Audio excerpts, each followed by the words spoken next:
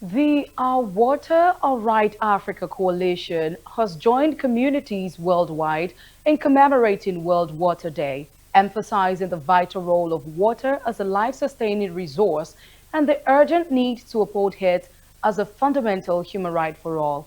Speaking through Corporate Accountability and Public Participation Africa (CAPA) in Lagos on Tuesday, the coalition noted that this year's theme, Water and Gender, draws attention to the deep-rooted gender inequalities faced by households grappling with severe water shortages. Our correspondent, Abiola Ismail, reports. The Our Water, Our Right Africa Coalition, ORAC, a network of civil society organizations, local communities, and trade unionists across Africa, has called for a total reduction of water privatization and corporate control of water resources. The coalition argued that such practices undermine the realization of water and gender practice, particularly across African continent.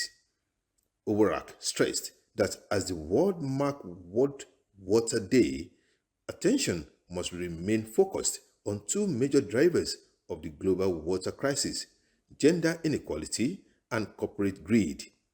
Speaking virtually on behalf of the coalition, a representative of the Senegalese Water Justice Network, Fatou Diop, stated that women and girls across Africa bear the heaviest burden when governments hand over public water systems to private entities. In her remarks, Program Officer for Water Campaign at CAPA, Holiness Shegun Olufemi, urged African governments to prioritize investment in public water services rather than offering incentives to private sector actors. ORAC seizes this occasion of the World Water Day to reiterate its demands that African governments and people reject water privatization and so-called public-private partnerships as false solutions to the very real challenges the continent faces. Governments should channel public funds into public service, not incentives that attract privateers. Has also called on government and international institutions to hold water profiteers accountable for exploitative practices rather than supporting their expansion. People don't know how much you need to spend on water. People continue to use water, and the water is not even available. Yet they pay humongous sums in terms of bills. And so this is the situation today, and this is why we think that the theme, water and gender, is really very germane because of how much it impacts vulnerable populations and people who bear the most burden when water is not accessible.